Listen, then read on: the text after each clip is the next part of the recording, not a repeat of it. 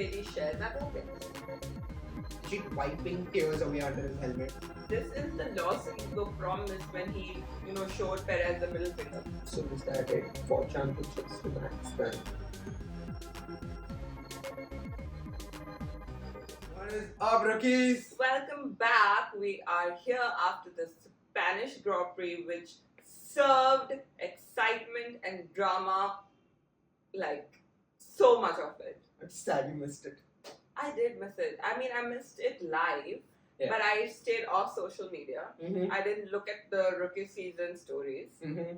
I just avoided everything. And the minute we got back home, I was like, let's put on the race. Not the highlights, the full race. You sat and saw the whole replay? Yeah. I love it. Yeah. I love it. So it's like, I'm not a fan of the highlights. Like, Mhm. I feel like it misses the finer, smaller details, Yeah. which is what adds to the excitement.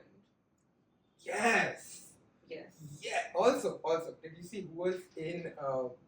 This I think during Quali this weekend. Did you see who was in the garage with Toto right now? No. It's the current CEO of Mercedes Oh. Global. it was one of those scenes where you see the employee get like really awkward and start fumbling around their boss. Oh my god, yeah, that's interesting to see because we never, like, Toto, we've never really seen who he's answerable to, so that's fun. Yeah, I don't think we really saw his face for too long, but like the commentators mentioned that he was sitting right next to him after they pulled off screen. And at the same time, we were watching Russell and Kimi try to qualify. Yeah, because what the hell's going on? Well, something's definitely up. First things first, before we get into the really exciting chunk of this weekend, first things first, let's just address this. Mercedes is going through something. Yeah, very evidently the last few races. Yeah, like first having Aston's engine stalled, now having their own engine stalled. As supplier to both, I feel like, Yeah, it's guys, not your good. future is a little bleak. Please come Yeah. fix it. But Like in Monaco, Russell stopped in the tunnel. yeah, Engine literally stopped Mhm. during qualies. And yesterday, when Kimi crashed, it was because his engine just stopped. you have to also count Alonso's engine stall too. Correct. Yes, exactly. They are So, the. I hadn't in fact counted the Monaco stall for Russell, so that's 3. Yeah. That's 3. Guys, what the fuck? Something is really up with Mercedes, Yeah. and maybe that's why the guy was there. It's very possible. Very, very possible. He's just like, what are you idiots up to? Or it was the other way around, where Toto was like, "What are you idiots up to? Why can't you all like make engines?" No, but it's not on the CEO of the company to make the engine. He's there to see how his money's spent, dude. Fair. That kind of isn't the CEO answerable. It's like the core component. Yes, to the shareholders, not to anybody else. Actually, CEO is not even answerable to shareholders, he's answerable to freaking board. The board is answerable to us. Be like, bro, I know you all bought our stocks, but please chill. Don't sell them. Don't run my Oh company. yeah, to the if ground. that's what's happening. I mean, at the end of the day, when you see, especially on a higher level of trading, from my point of view, understanding it's like, yeah. Mercedes shares are dropping. I did see the price point drop and an article about how the back-to-back failures are causing a lot of high-end like car enthusiasts also to start questioning whether Mercedes is going to be able to hold engines in the future. Yeah. And not that they are talking about any near future scenario, they're still talking about 30 years down the line is when today's F1's engine would start being used Fair. components wise or even like speed wise maybe on roads. But it's if you have to future proof it that hard, then Yeah, like a sad race for Kimi. I mean, I think the commentator said it's his third race where he got finished. He started on such a high and now. Kimi himself, poor guy, just had tough luck. He was Yeah. racing very well. He Yeah. was on point to take the undercut after Russell did anyways. Russell, Correct. very smart move there. Yeah. Very, very smart move there. Yeah. But yeah, Kimi just string of bad luck. Yeah. And Yuki, I think he's going to be begging for his RV feedback. Which is not happening. Lawson's too happy making Barbie reels out there. And Lawson showed aggression this race. But did you realize he showed aggression on the wrong people? Yes, But also, I was happy because this is the Lawson we were promised when he, showed Perez the middle finger. This is the Lawson we were promised. Okay, yeah. He did kind of come out into like his prima donna stage for some reason and like go guns blazing, but there was something that was a little troubling, honestly, when that whole Lawson, Behrman, and Lando, Max fight was going on, and like Behrman, oh my god, Behrman and Lawson just royally fucked it up for Max in that moment. Yeah, Max has done some like gesture at Ollie as he's. I put a story about it. Oh. He was passing by. He's like, get away. Move the fuck out of the way. I'm really jumping the gun, but I should mention because I don't want to repeat the story. Actually, this is one of my favorite moments of the weekend. Because I just found it so funny. It felt like, the class toppers versus the backbenchers. Yeah! And the class toppers like give zero flying fouls. Then these two are also racing. It's just like, get out of my way, you idiots. Like, I get it, the blue flag and all of that. Poor Lawson and Behrman are also doing their own shit, right? But no, disregard it because here's the podium fight, right? It's the podium fight up ahead. But did you know that the FIA rules actually insist on basically helping the podium fight? Yeah, of course. So if, in a technical sense, yesterday, both Lawson and Behrman would have to cease and desist until Lando and Verstappen passed. Which is the ideal old race rule thing to do. They didn't do it for the same reason. And I don't think they've been penalized, like they've not penalized anyone for this in a while. But it's actually not really part of the FIA directive to do that. I get it. I get why. But like, as a competitive person, like imagine you're seeing an overtaking opportunity, but no, you just have to like let it go because two cars behind you've got to pass.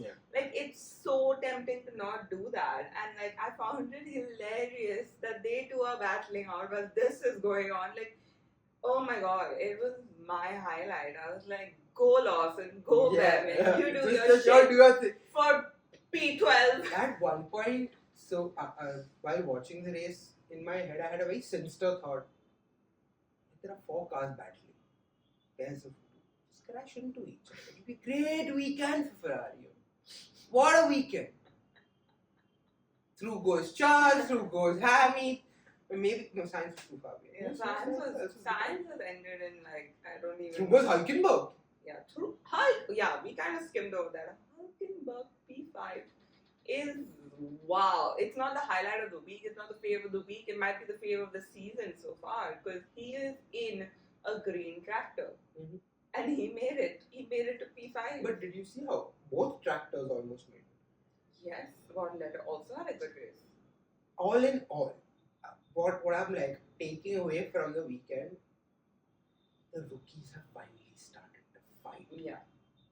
It's like they've been unleashed. They're like, go for it now. It's like the first 8 races were just, like getting them under Acquainted. Yeah, it's like when you buy a new car, they tell you not to take it over a certain speed limit and stuff, just to like get the engine going and like get the fluids everywhere. I think that was the first 8 races for these car kids. And now it's like, boys, you all are all looped up, please. Fuck off. Take the track, do what you want. That's exactly how it feels. And Isaac Hadjar is finishing the points again, which is insane. Like, he is. Hadjar has more points than some teams now. That's insane. And he's actually broken into the top 10 of the Drivers' Championship. Yep. Which is insane in your rookie year. Even Antonelli is there. But he has the most. There is also suspected for actually, and this is very surprising, but for Lawson to join them. That's crazy. Yeah. If things go well, both racing bulls should be finishing in points. And yes, one Red Bull will not. Yeah. In that ideal scenario, one Red Bull does not finish in the points. Because Yuki is just suffering. Like he is, I don't even know where he is. No one cares where he is, sadly. Like in the sense, you know how it was last year with Perez. Like every time he didn't come in the top 10, people would like comment on it. Yeah. Now even that's not happening because it's just like, हाँ वो तो नहीं आएगा top 10 I mean, okay, when the first car and the first driver of your team only says that, "Arey, we've all been seeing now what's happening with that seat. Why comment on it?" Then who's going to want to comment on it? That's what, like, I personally stopped talking about that topic in my own head also because of that fact that Max came out and said, "Yeah, we all know what the reality is. We all know that he's driving a car that's not suited to anybody in this world. Everyone's tried, and it's still here. We all know the facts. So why are we pushing him?" Like, I get that you're trying to, like, side with Yuki and give him a beneficial, like a good teammate wise, like he did the right thing there. Yeah. But then you also broke a lot of people's spirits as Red Bull fans, thinking, so we have no shot at constructors anyways. I mean, after yesterday, I don't think they have a shot at drivers also anymore. Drivers also, they don't. Yeah. Fallen by he's fallen behind Oscar and Norris by so many points. So is that it for championships for Max then? Wow, that I don't know. I'm not a Max fan, but this statement kind of breaks my heart. Yeah, like, yeah, exactly. He is one of the best, and he might not get another if he doesn't stick around for long enough, which is very sad. But yesterday was his own doing. Let's just put it out there. What happened yesterday? It's my favorite moment. We'll get there. We'll get talking about that. What I really, really want to talk about before we get into like full-on faves and fails. We spoke about something in our episode before the weekend about the table. The deconstructors? No, the constructors. Oh, the constructors. Yes, and I saw. It came true. I saw Ferrari second on it now. Oh my god, my pitch went so high. I'm so sorry if you're listening on headphones. But they're second. They're 160 something. The exact point difference from who? Third or first? I mean, I just don't know the. Ferrari at 165 points. Mercedes at 159 points now on third. McLaren's 360, 165. And Red Bull's at 144. Just to make it a top 5, Williams is at 54. That's why I didn't want to make it a top 5, but then I kind of had to. So the fun part over here is to see how Aston Martin is 9th and Sauber's reached 8th with one race. Oh yeah, and they're the same points, but they're on top. 16 points for Aston Martin, 16 points for Sauber after one race. These two green cars are battling it out for it. Alpine's having a bad year for the car, for the car that was almost just over. Yeah. From the whole start of the cliff in the end where Gasly is jumping off right now, it's just bad for Alpine. They are in some kind of, I don't know, bad juju spot, man. Someone, कोई है उन लोग का ये digital स्नान करो. Full Alpine का, but they don't have fans enough to send for digital snan, sadly. But Brazilians को थोड़ी ना पता है Argentinians को कि there's digital snan happening in India. तो voodoo कुछ कर लो यार. And speaking of Ferrari and the constructors, you told me Hammy was crying. Yeah, I saw more than one Instagram reel, and this was like, it couldn't be manipulated, so I was sure that what I was watching was real for sure. It had the F1 watermark on the side and the F1 TV watermark on the other side, so I was very sure of what I was watching. But there are videos of Hammy legit wiping tears away under his helmet. And yes, it can be sweat. I have been told that twice already. But I wear helmets because I ride bike. I wear helmets when I go kart. And every time I have to wipe my forehead sweat, my hand goes from here to here. It does not go here. Okay. We love the demonstration. Yes, it was needed because my point needs to be said. I love the demonstration, but I cannot believe that a 7-time world champion is crying because he came 7th. I don't think it was because he came 7th. Then? I think it's more because of the break in spirit at this point. Like, okay, there is firstly the entire jump that we all talk about and we have been talking about for such a long time, where driver a new place, right? Now, driver a new place also take some time to get the kind of support he's looking for with Bono and Toto. Bono and Toto knew exactly how to support him, even when he was maybe having a bad race. Yeah. Which were there. Which there have been quite a few. But even last season, while Hammy was abysmal in the first 15 races, he was still happy. Right?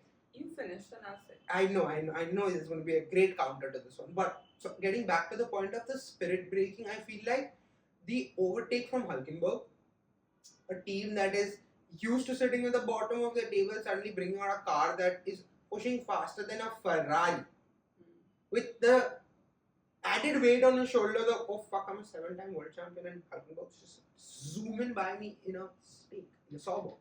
How is this happening? Why am I not being able to push my car? It makes you question everything at that point. Like, am I not good enough?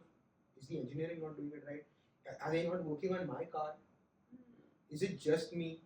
How is he getting P3 and am I stuck here? And these are things that teammates do end up fighting about because they all wonder, oh, why is his car faster than mine? Yeah. I mean, Hamilton, you are not listening to this, but it is because Leclerc has been in this team for so many more years. And I am sorry, but you knew what you were signing up for. Like, it is obviously when you go into a new team, there's going to be teething issues. You are leaving by choice the support behind.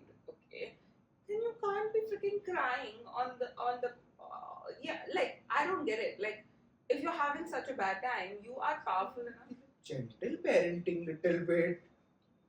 Gentle parenting can be done with the Kimi Antonelli, with the Isaac Hajar. How are you gentle parenting a man who's been on this track for so many years? This is why not Raina but Anthony Hamilton's going to the FIA youth program. No, I'm saying give the youth all the gentle parenting, but you are not the youth. You're a 40-year-old man. Oh, don't make it worse. You're breaking my heart. I imagine if he listens to this, he's just going to cry, dude, in a corner. Stop. Okay, the Hulkenberg part I get. Okay, seeing a state pass you is already a dhabba on your ego. But still, like, I just feel like you kind of know the cameras are on you. You know, this is not going to make anything better. This is just cementing the image of you as like the sad, broken man. Yeah. Okay. Yeah, I know what you mean. Which is not good. Like, half of this whole F1 and racing and everything is your image. Yeah. And you and your engineer are slowly chipping away at it with this whole like. Oh. Yeah. Who's paid that engineer? And my bigger question is, why have they not changed him? Yeah, I would think Hamilton has enough pull to get his engineer changed. If like, I understand that there is and I once called it intimacy, I know. There is that certain, like, relationship between the driver, and maybe they're trying to build on that with, like, sticking it out. But Hamilton's been through enough bad relationships to know at this point, you know. Yeah. I mean, I learned. You learned too. Yeah, like, he just seems so frustrated and unhappy with his engineer. And there's like this tone of sadness, okay? Like, him asking, are you mad at me? That was so funny. I found it so funny. And then even right now at, I think Colley's or practice or something, there was this weird radio exchange where they kept telling Hamilton to come in to the garage because they needed to check something. Quali. And Hamilton was like, I'm fine. And they asked again. And I'm just like, this seems all off. Yeah. As someone who's observed toxic relationships, this seems like one. Yeah. So, I don't know. Did you notice how when Charles entered and this is also on Insta, by the way, like I said it to you later, but Charles entered the winner's box, like, you know, when they sit in the cool down room, basically. In the cool down room, Charles, for the first 5 minutes, you can see this on live TV, he's just standing there. Like, he's gotten no media training of being on the podium yet. Okay, he's just like, yeah, I wasn't supposed to be here today, was I? Yeah, it's his best ever Spanish Grand Prix result. Right? Now, after this, he's still so lost, he went and sat on the P2 spot. And Lando walks in, he's just like, Okay then. Should I tell him or is someone else going to? Oh, that's funny. He was not ready for it. Yeah. But yeah, kudos to Charles. I think you're going to talk more about it, but he had a great strategy going in. Yeah. So, shall we get into the fails and fails I now? think we should. Do you want to finish with your fail because you've given your fail? Or do you want to give your fail at the end? I think it's both our fails. Max? And Which? Okay, I'll tell you what. We'll split Max into two. My fail for Max is on the engine. Okay, let's start with the fail then. Okay. My fail for Max, while both our fails are on Max based, mine is more on the engineering side. Okay. Yeah, go for it. I'll give it a different. I feel like when that safety car went down, what kind of team is not going to tell their driver that he's coming into the box to take on the tires that nobody has freaking touched the entire weekend? Guys, wake the fuck up. Wake the fuck up. Like you're racing. How can you be so stupid to put a podium contender? They knew this the entire race. If you listen to the radio, between the team and Max, the entire race they kept prompting him. You're good for P3. You're good for the podium. You can take the McLaren. And then you put him out on hards. At one point, he seemed like he was good for P1, guys. Exactly. And then you put him on hards without telling him. Like his radio message after he came out of the pit was furious. And it was hilarious as a viewer. I'm like, he's asking, what are these tires? What tires have been put me on? And then he's finding on his hard. Yeah. Even, for that matter, even Charles post-race said it. No? He's like, I'm guessing he had no other option at that point. The option he had, like you said, was to stay out on old softs. But he'd be leading the race. Okay. On older softs. Yeah, it'd be a harder thing for him to do. But he had 6 laps at that point. By the time the race restarted, he had 6 laps. And it's Max Verstappen. If someone can do it, he can do it. And worst case scenario, what? He will not hold P1, he will not hold P2, he will come P3. Yeah. But by sending him out on hard, you've essentially ruined his race. You ruined his entire month. Because, see, think of it this way. We had 3 triple headers come and go right now, right? And they spoke about this yesterday. Lando took one, Oscar's taken one, Max has taken one. Now they, at this point, could have broken that cycle with Max taking and being on the podium yesterday. They lost him the podium. Ideally, putting him on hard tires at that point is what lost him the podium, considering. So there was a statistician who was talking through the race, and even she, in fact, I think at lap 17 or 16, called it that Max will go in for a fourth podium. But the question is, how does he manage his tires at that? Now, ideally, if you're going in for 4 pits, you come out on hards much earlier, rip through them as much as you can, and then you come out on softs again so you can build. They went the opposite. I don't know what they were thinking, but it's time to get into my fail, which is also Max. It's a continuation. Continuation, yes. After he came out on hards, we knew it was going to be it after he scored. And then obviously at the restart, we saw what happened. He skid. He had a great save. Okay, and then Charles obviously saw his opportunity. Went for it. They touched wheels, but it was, all these Max fans are, why did Charles not get a penalty? No, it's an incident. They all said it. It was literally just an incident. And even Max agreed to it later. He's like, whatever happened with Charles was fine. That's racing, where we're both just not realizing but that it's moving sorry, into each other. 1 second. If he's saying this post-race, that's where his, I would say, his derangement began. Because he literally was trying to fight off Russell while complaining on the radio. While complaining on the radio about Charles, though. He's literally at high-speed corners complaining about Charles while he's trying to fend off Russell. Because if you were listening to the commentary at the point, he was under the impression that the bump that he got from Russell, the second bump that he got while Russell was finally pushed him off track, he thought that was Charles. Charles was gone by then. Exactly. He was in the wind by then. In his mind, Charles nudged him from behind before he got to the turn. which is why he kept saying Charles. The engineers finally cleared it up, saying no, it wasn't Charles, but it was Russell, and he is being investigated. 3 seconds later, he was told to give the spot up to Russell. He started fighting with his engineers, and no, but I don't care what he said. I don't think he could have thought that bump from behind was Charles. That was his descent into madness. Yeah. Okay, because he saw his. That was the beginning of it. Yeah, he saw his P3 slip away. Charles is off. Then Russell's also coming for his P4, and he was like, "No freaking way!" He went on to like the he went off road. Then he came back. Yeah. Then there is this whole thing by Max fans that the team is to blame because they said give the position back to Russell. Whereas FIA then ruled that there would be no penalty for Max because yes, he went off road, but Russell touched him, like bumped him.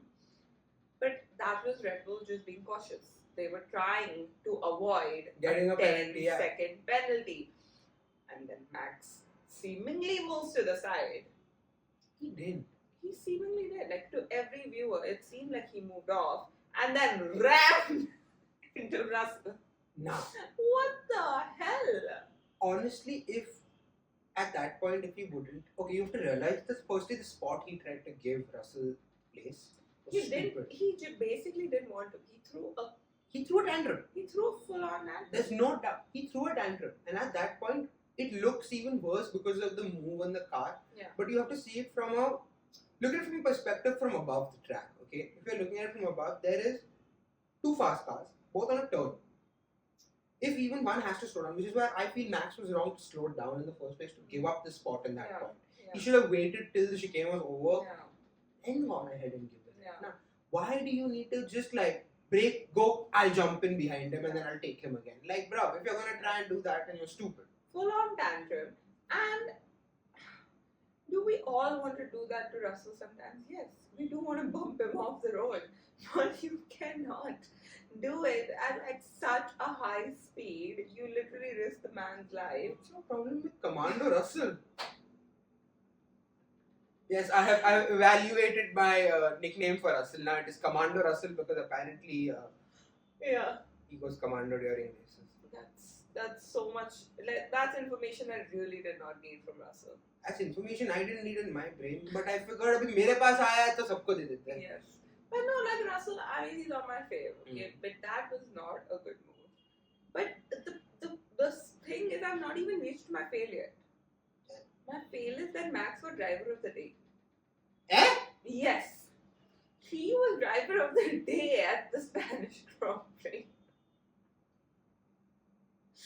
Let's evaluate what the driver of the day did, yeah? He went from P3 to P10. He physically rammed into another car without it being an incident. It was just pure spite. Okay? And he has cost himself probably the Drivers' Championship and his team the Constructors' Championship. And he is driver of the day. Not Hulkenberg, who got P5 in a green tractor, but Max Verstappen. Yeah, process this. Process it. What the hell? Okay, process it fast. No, I'm just like, I'm at a loss of words here because it's firstly, okay, it's fan chosen.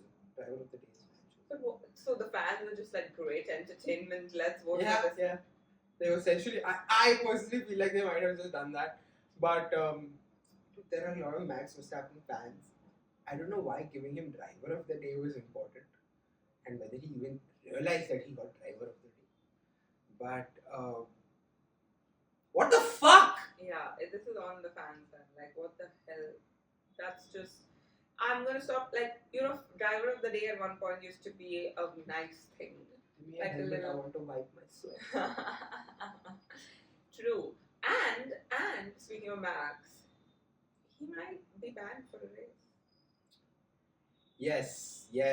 Sir is at 11 penalty points out of 12. But he might be banned for a race only if he picks up a penalty point within the next 2 races, right? Which, the way he's going, and the fact that the last year's George and Max feud is back on track, could happen. It's just one more penalty point. I feel like it could definitely happen.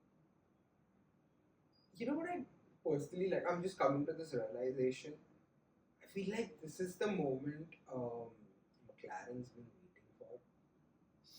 To distract Max with Mercedes. boom off on the side. But like Oscar is just such a character. Like he gives zero fucks. Like zero fucks. It's written all over his face that Yeah. he gives zero fucks. Like, yeah. He doesn't care what Norris is doing, Max is doing, Russell is doing, Leclerc is doing, Hamilton. He's on his own path. Literally and figuratively. Like he is just gone. तुम लोग ना रहो पीछे करो जो करते हैं. The thing with him is he plays on his own technicalities so much. Yeah. That he knows even like he doesn't get emotional about losing a spot. Yeah. If he has to give up, if he was told in place of Verstappen to give up the spot, he would have taken less than 3 seconds to say, "That's not right," and then he'll just pull back, let Russell go, and then race him down. That's not right in the most like no fucks given. Yeah, it's like, no octane. Yeah, like that's not right. But he is like in the middle of this whole like he's a chill guy. Yeah, Oscar is the F1 version of chill guy. Yeah, for sure. And we all like figures like we like Oscar, but we also like figures like Max who are like passionate, aggressive. Virat Kohli is my favorite cricketer, but like what is wrong is wrong. Like and the fact that you have driven for so many years, you're a 4-time world champion, and you did not think about how this will affect the whole year. This one move. Do you think that when there is a moment of passion and aggression like there was for Max yesterday, that they really think about their own like standing in the sport? Like for example, okay, let's take a cricket example. Although I am not too well versed with it, but like if you take a Kohli, right, passionate, aggressive, but still at the same time there is when the time comes, he's very level-headed if he needs to be, right? Exactly.